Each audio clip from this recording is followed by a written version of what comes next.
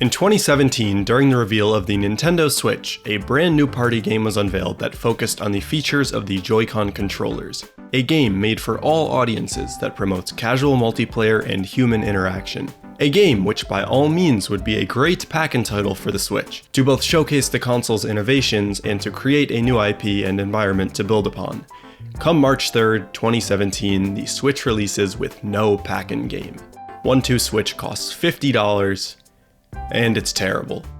Let's talk about that. The pack-in game has a very important relationship with a video game console. It's the game that almost all users will interact with upon purchasing a new system. While consoles often get special bundles that include specific games or themed accessories, that's not what I'm referring to. I'm talking about the games that come bundled with the base version of a console for the majority of its lifespan. Tetris for the Game Boy, Wii Sports for the Wii, in recent years, Astro's Playroom for the PS5, or Combat for the Atari 2600. These games. The ones that introduce you to the features of a new system, that give you first-hand experience with the controllers, accessories, or anything in between. We take it for granted how important they are, but they really have a large role to fill. Not only do they need to showcase the console, but they need to do it in a way that's appealing to everyone. Think about it, there are so many games that could showcase a console's power. But if you sold the Wii with a copy of No More Heroes, I guarantee you that more than half of the market would be alienated, and even less would actually play it. The best pack-in titles create a world and experience that is enjoyable regardless of your background or interests, and they do so in a way that makes it accessible to any player. Nintendo specifically has a prominent history with pack-in titles, more so than their competitors.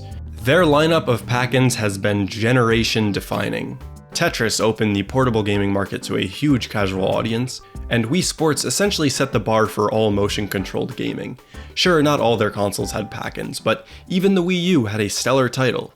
So, going back to the Switch, it was pretty shocking that it wouldn't come bundled with any software. The console had several features which were entirely new concepts to gaming. Detachable controllers, built-in motion controls, HD rumble, and the whole concept of a hybrid home portable console. These were features that, while intuitive and admittedly easy to understand, gave a clear incentive to showcase and test. And what better game to do that than 1-2 Switch, the perfect party game to make use of new technology in a multiplayer setting.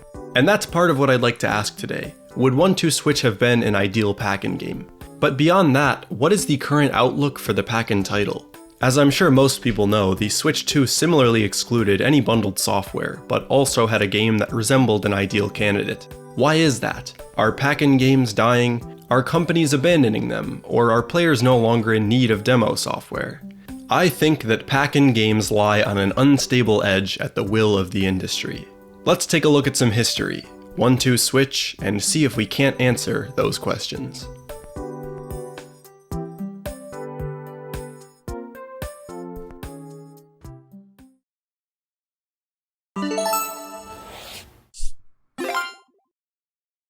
In the early days of the industry, the concept of a pack-in game did not actually exist.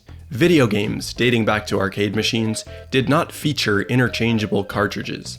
The entire idea of a game is that it was one system that could not feasibly leave the arcade. Years later, we'd see the blueprints for what is now the home console, and those limitations were slowly lifted. Early Pong consoles brought arcades to your home, and the first home video game console, the Magnavox Odyssey, popularized interchangeable cartridges. It included a set of 12 cards that would change the behavior of the console to build up the games. Soon after, the Fairchild Channel F was the first console to have interchangeable ROM cartridges, where the game was built into the cart. And going beyond games, home computers with floppy drives were also presenting an opportunity for demo software. I don't want to bore you with all the history, but the point is, the first video games would go on to set the standard for everything to come after. So, in the mid-1970s, Atari wanted to create a programmable home video game system, and had to make the choice of what game to pack in, if any. Atari had already made a name for themselves in the arcade business, so their choices were pretty varied.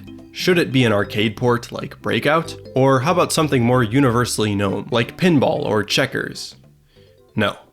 The game they chose was about war combat.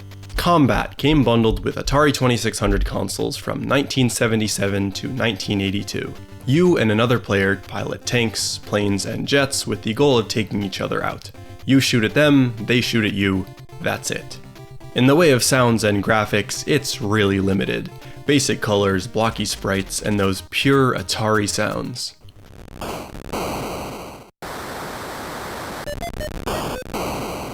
You're probably thinking I'd say this game sucks now, but no, this is a jewel in the 2600 library. As a pack-in title, it does everything it needs to and more. First off, it's multiplayer only. Sounds like a bad idea, but remember, this could have been your first experience with a video game. By immediately staking itself as a multiplayer game, it cements the idea that games can be both collaborative and competitive. On top of that, it makes a clear point that it isn't just a computerized version of a board game. You take control, you make actions, you understand the agency you're given as a player, which is unique to the medium. And of course, it teaches you to use the controller. Not that there's much to learn here. The fact that it's a war game probably didn't contribute to much, but I like the idea that even back then, people thought it'd be way cooler to shoot someone with a jet fighter than it would to be to bounce a ball back and forth. I think Atari games are immediately written off nowadays due to the obvious shortcomings of their technology, but you really should learn to appreciate them. They are gold standards in basic game design, meaning that their DNA is deeply rooted in games today. Nonetheless, Combat is a superb pack-in title, and sets a standard for what's to come.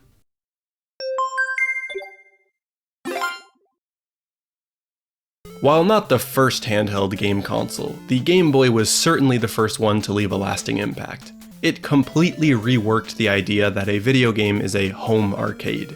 No longer were games bound to their machine or console, they could be played anywhere, and the Game Boy brought the fully realized world of video games to a portable form factor. For a pack-in title, it was much less important to show off the technology itself than it was to show the extreme versatility of a portable console. Nintendo originally planned on including Super Mario Land. Good choice, maybe. It's a great game, certainly given the technology, but it doesn't have the widespread appeal that portable gaming could bring. Instead, they chose a game that is universally understood immediately with infinite replayability, and one that is enjoyed by children and adults alike. Tetris was the perfect pack-in title for the Game Boy. It's a game that transcends the console it's on, much the same way that the Game Boy transcends the location or setting it's used in. Anyone, no matter their background, can pick it up, play, and understand the idea that a video game could be played anywhere. With the hindsight that Tetris would turn into a global phenomenon, it's pretty clear that they made the right choice, but it's worth noting that this is one of the earlier appearances of Tetris in the US. The game did not release with its current drawing power, so this version is largely to blame for the Tetris craze that would follow. Watch my last Tetris video for more info on that. And it brought the Game Boy with it. People were buying the console just for Tetris, and while that may speak to the game's success more than the console, the portability of it undoubtedly played a giant role too. As a pack-in title, Tetris uses the context of the Game Boy itself to teach its gameplay paradigm, that it's not grounded to any home or location. Perfect pack-in, let's move on once more.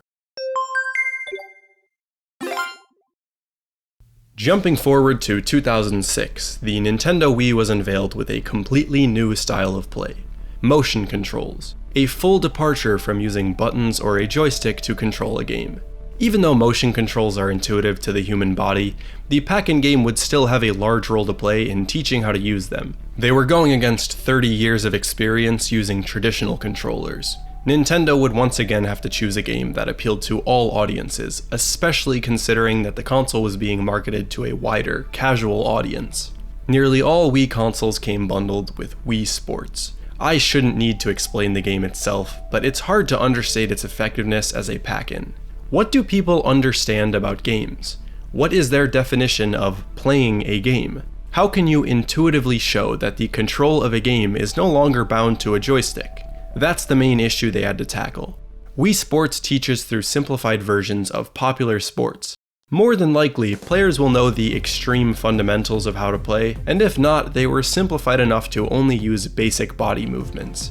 That gives players a really solid base to draw comparisons from, and removes a lot of the overhead in explaining mechanics. In an older bowling game, you had to learn that a button and joystick controlled the ball, but now, just bowl. Swing your arm and add some spin. It invisibly rewrites your agency, and that is not an easy feat.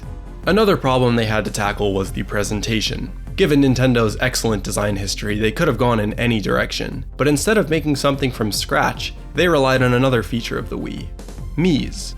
Instead of making new characters and worlds and settings, it's basically just a digital, idealized representation of our world.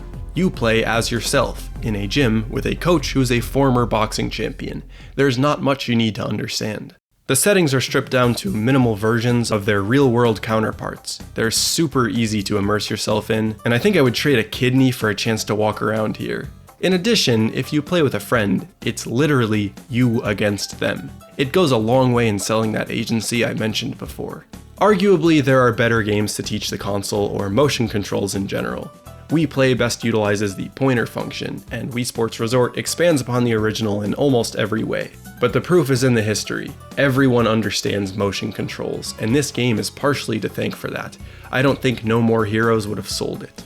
Wii Sports reinvents the idea of control in a game through its world, presentation, and use of real-world source material. Before I move on, I want to at least mention Nintendo Land 2. Despite the Wii U's shortcomings, this game did a sweet job of teaching you how to use the gamepad and what kind of gameplay can be achieved with it. I'm skipping it because of time, but it's as good or better than Combat as a pack-in title.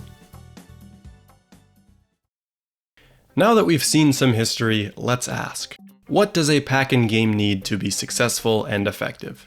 Well, all three that I mentioned do a few important things. 1. They teach the paradigms and features of the console.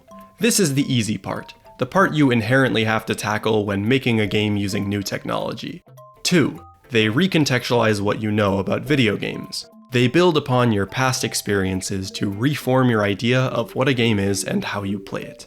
And 3. They do so in a way that is inviting to any audience. They create a world or choose a setting that gives any person, regardless of background, a chance to enjoy it. These aren't objective rules or anything like that, I'm definitely getting a little too abstract here, but the best pack-in games achieve all three.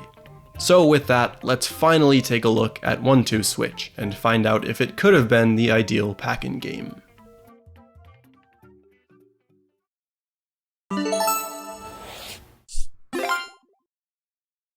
One-Two Switch is a collection of 28 party games centered around the Joy-Con controllers and the Switch console itself.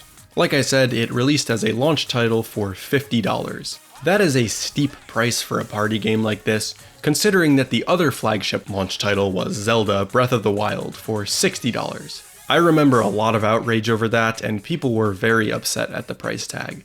I was too, but not because I thought it wasn't worth that much, I'm just a cheap asshole. I bought it around a year ago for less than $20.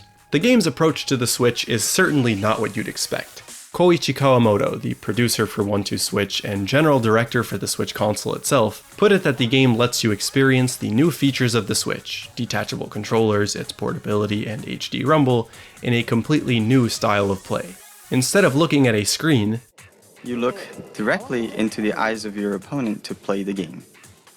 It fosters a completely social gameplay environment that brings the game world to you wherever you are. It's a party game, through and through. Now, I don't know how much that style of play would affect the game itself, but that sounds a lot to me like the game adding context to how we play. And in doing so, it teaches you the features of the console. If you can't already see why people were mad about the price, this game had pack-in written all over it. But let's not jump the gun. Let's actually see how each game plays and go from there. Let me put up some disclaimers. First, these games are meant for 2 or more players. I am just one person, and I've never met a single soul that I didn't have to beg to play this game. My footage will be of me, and me alone.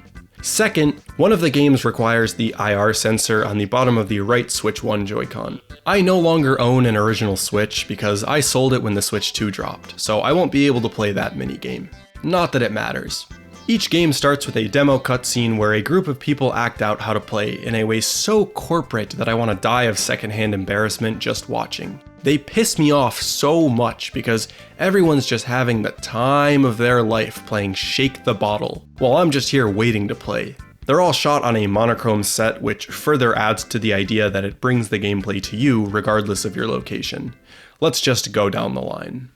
Telephone. You both set the controller down and pick it up upon the phone ringing. I guess this game just introduces you to the idea that there are 2 controllers built in, but god, there is nothing to this one. The games are sorted by how much energy they take to play, so the basic ones will be first. Still though, not a good start. Ball count. Using the new HD Rumble feature, you try to guess how many balls are in a virtual box you control by feeling the vibrations inside. It's a great introduction to HD Rumble and gives you a really good idea of what you can now understand from it in a game. If you haven't felt it before, it really does seem like you can feel each individual ball. It's pretty cool. And the Joy-Cons are highly immersive. It really transforms into the box you're holding. Zen. You hold a yoga pose and the first one to lose balance loses. I've got nothing for this one. Treasure chest. You rotate the Joy-Con to unravel a chest wrapped in a chain. I never really put much thought into it, but it's pretty unique that you're able to spin the Joy-Con around more than 360 degrees and have it still register. It's another game that's really immersive and a pretty fun time. This one's just called Milk. What the f***? See, this is what I was saying. I get so pissed off watching this because this is not how any human reacts to doing this, in any setting. It's just uncomfortable. I've milked a cow before. Actually, it was a goat, but whatever. And it's not something you do with your friends for fun. The game itself is fine, I guess. There's not much to it, but I suppose it introduces you to the SL and SR buttons. If you're gonna play this game with a friend, you really need to be in the right mindset, because it takes almost nothing to break the immersion for the majority of the games. It's a lot more fun when you're both in agreement that the mini-games are completely stupid, and you're just competing with each other by doing circus movements. Safe Crack. Another game to use HD Rumble well. You rotate your Joy-Con to feel where a lock clicks so you can crack it. Yet again, it's a new, interesting way to use the Joy-Con as if it's something else. Quick Draw. A classic Mexican standoff. First one to draw and shoot wins. You have to shoot within the correct angle, which I did not realize at first, but this one's fun. Samurai Training. You face off using swords, trying to hit the other player. The fun part of this one is trying to read when your opponent will slash, or if they'll try to fake it out. The face-to-face parts of this game can definitely be engaging, if not incredibly basic. Sneaky Dice. This one's kind of confusing. You and a partner take control of a cup with 2 dice underneath. You both shake the cup, and by feeling the number of vibrations on your controller, you can read what the face values add up to. The catch is that you have your opponent's dice, not yours. It becomes a bluffing game to get your opponent to re-roll their dice, giving better or worse numbers. The person with the highest number wins out of 3 rounds. It's a pretty neat game on paper, but I don't think the Joy-Cons really do much to add any immersion. It's a really basic use of HD Rumble, and this game probably would just be more fun with real dice. And if you're gonna go that far, why not just play poker? Signal Flags. A woman yells out directions which you need to point the Joy-Con in. Then a man steps in, and when he yells out, you point in the opposite direction. Like Sneaky Dice, I don't think this game really requires the Joy-Cons. It'd be just as fun playing with a few other people. Soda Shake. You take turns shaking a bottle until it explodes. This is definitely the freakiest video out of them all, and I feel indescribable cringe watching it. The HD Rumble is pretty realistic, so you can gauge how much pressure is in the bottle, but I don't understand who the winner of this game is. In the video, everyone goes nuts when it explodes. Isn't that a bad thing? Shave. In this one, you use the Joy-Con as a razor, and the person who finishes first wins. I really like this game, especially the video, because it's just 2 businessmen competitively shaving.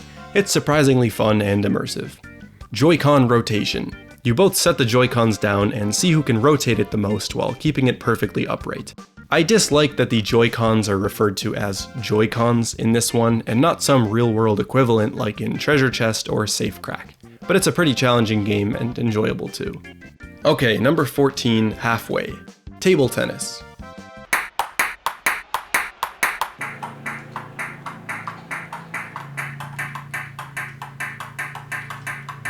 Baby. I am not playing this one. This is the only game you're supposed to play with the controllers attached. You cradle the system as if it was a baby and get it to stop crying. I have dignity, so I'm not playing this game in front of the camera. It's kind of baffling how they thought people would get enjoyment out of this. It's literally a game about a baby crying. Fake Draw. It's the same as Quick Draw, but the announcer will yell out fake words this time too. Nothing else to add. Baseball. It's a simplified version of baseball, but without any visuals. You play with audio cues instead. This one upsets me because it doesn't even attempt to use the exclusive Switch features. It's just a rehash of old ideas. Eating contest. This is the one that requires the IR sensor, so I can't actually play it, but the video will do it perfect justice. So you put the IR camera up to your mouth at the right distance, even he knows this is weird, and then... Yeah, good idea guys, way to innovate. The only minigame to use the sensor. Hell, not even that, this is one of nearly 10 uses in the entire Switch library, and that's the best they could think of. Beach flag. You swing your arms to run and try to beat your opponent in a race. Yet again, it's another game that only uses basic motion controls. Wizard. You thrust the Joy-Cons forward and attempt to overpower your opponent. I'm gonna sound like a broken record here, but it just uses basic motion controls. And honestly, all the rest of the games do. I'm just gonna speed through now by showing you the motions you use for each one. Sword fight, boxing gym, plate spin, copy dance, runway, air guitar, dance off, and the last one is gorilla, where you try to win over the female gorilla by beating your chest. It's pretty upsetting because the latter half of the games are just blatant repackagings of each other. There are only so many ways to shake the Joy-Cons and still have it feel like a new experience. Past that though, too many of the games are just inferior versions of minigames from other series. Telephone and Shave are from WarioWare Smooth Moves, Signal Flags is like Shy Guy Says, Table Tennis and Sword Fight are from Wii Sports Resort, Baseball and Boxing Gym are from Wii Sports, and Milk and Soda Shake are that f***ed up minigame from Mario Party 8. That one.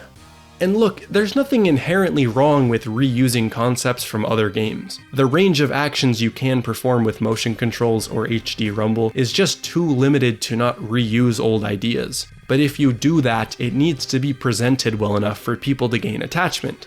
The art style, music, or visuals have to carry that weight. 1-2-Switch fails in that regard because it's supposed to bring the game to your setting. It's about face-to-face interaction. Stripping away those artistic qualities leaves the minigames feeling quite disconnected from the actions you perform. All of this is to say that there are some issues with the gameplay, and it certainly could have done a better job showcasing things. Does that mean it's not a good pack-in title though? No, not at all. Yeah, despite my major gripes with this game, it still has all the hallmarks of a great pack-in title, and more than that, can be a very fun game under the right circumstances. Let's look back at the 3 things I said a good pack-in game should do. 1. They teach the paradigms and features of their console. 1-2-Switch certainly uses motion controls and HD Rumble well, and even though some of the games could have utilized them more, it was more than enough to teach the very basics of what they could do. 2. They recontextualize what you know about video games. HD Rumble absolutely provides a layer of immersion that you would not have found in any other home console at the time. The minigames use these features to physically communicate information you couldn't otherwise get. You can now understand more about a game and its state from the controller vibrations alone. And another thing is that the Switch doesn't have a sensor bar. Sure, the games make basic use of motion controls, but you're no longer tied to any direction or orientation. You can use your body naturally to play the game. And 3, they do so in a way that is inviting to any audience. Creepy, freaky, sensual, whatever you want to call these videos, they are extremely inoffensive. Everything down to the colors are tuned for a completely neutral experience, so the only problems that should arise are from your setting, not the game's. Yeah, the videos might be cringe, but come on, loosen up a little bit. They're fun and goofy. They only really get in the way if you're a negative person and hate having fun, or if you play it alone like I did. And that's kinda what makes this game stick. If you play it with the right group, and maybe the right substance, I'm sure you'd enjoy it. That is not to say that the game alone is good, it's pretty terrible under those conditions. If the point of 1-2-Switch was to make you do circus movements and look crazy, then they did a perfect job and good on them. I don't think it was though. I think they actually thought people would act like they do in the videos. Nobody's going that far, but as a pack-in game, a game to play with your friends when you're drunk or bored, it would have been plenty. And that's why it's all the more baffling that it wasn't a pack-in title. It had all the signs of one, but for one reason or another it wasn't. According to a 2017 interview with Reggie Fils-Aimé, then president of Nintendo of America, the decision to not include it as a pack-in was mostly based on cost. They were adamant that the price for a Switch could not raise beyond $299. Adding in a pack-in game would have either raised the price too much or involved removing something else from the package. Fils-Aimé stated, "We found that with the range of software that's coming, not only available day one but through April and into the summer, and including the holiday timeframe with Super Mario Odyssey, that we wanted to enable the consumer to buy the software they want to look to get the most approachable price point we could get to." And honestly, that makes perfect sense. The running estimate for the production cost of a Switch was $257, according to a Japanese hardware firm. After advertising, distribution, and whatever other fees, Nintendo probably didn't make much on the hardware itself. The software had to be separate if they had any chance of keeping prices competitive. That's not something exclusive to Nintendo. All the companies making hardware, Nintendo, Sony, Microsoft, are not making much on console sales. The large majority of profits come from software, online services, etc. And with that context in mind, it's easy to say that pack-in games are dying, because they don't make sense fiscally. Modern games take a long time to make. They have teams of over 100 people, and developers have to learn to program for a new platform. All of that costs money.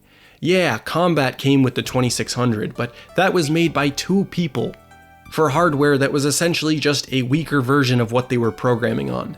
The industry has changed too much to keep up with that cycle, and the outlook for large-scale pack-in games seems grim because of it. But maybe that's a bit speculative to say, given that it ultimately is just the choice of the developer. The PS5 has a great pack-in. I'm sure that took money and time to make, so who knows.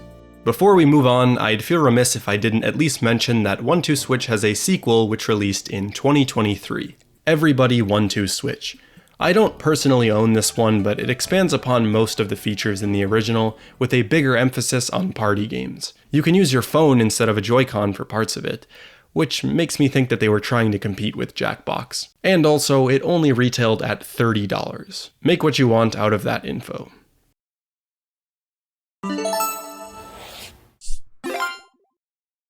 To close out this video, let's take a look at Nintendo's current hardware, the Switch 2, and see if it deserved a pack-in title as well.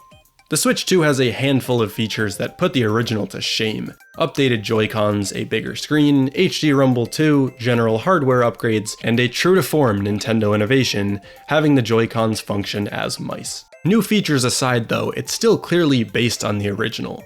They share a similar design, both have detachable controllers, and both are a hybrid home portable console. That begs the question, does the Switch 2 need a pack-in game if the consoles are so similar? Well, that's based on the user's context. Everyone will have different levels of familiarity with it. Consider also that the Switch 2 retails for $450. Adding in software would yet again conflict with Nintendo's goal of keeping prices as low as possible for all consumers. Thus, it's hard to say if the console warranted having a pack-in. What I can say though is that there is a piece of official demo software which could have been packed in, but it wasn't. Switch 2 Welcome Tour, a half-game, half-tech demo experience launched alongside the console for the price of $10. It's a collection of mini-games, demos, and quizzes centered around the console's design and features. Yeah, this is not a traditional game. It's honestly more like a highly interactive manual. Even the game itself takes place on a large-scale version of the device. It's very self-referential.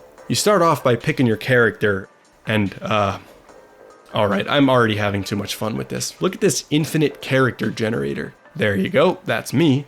And then you walk through the gates and wow, they nailed the art style. Everything has a product render sheen over it, and words cannot describe how much I want to live here.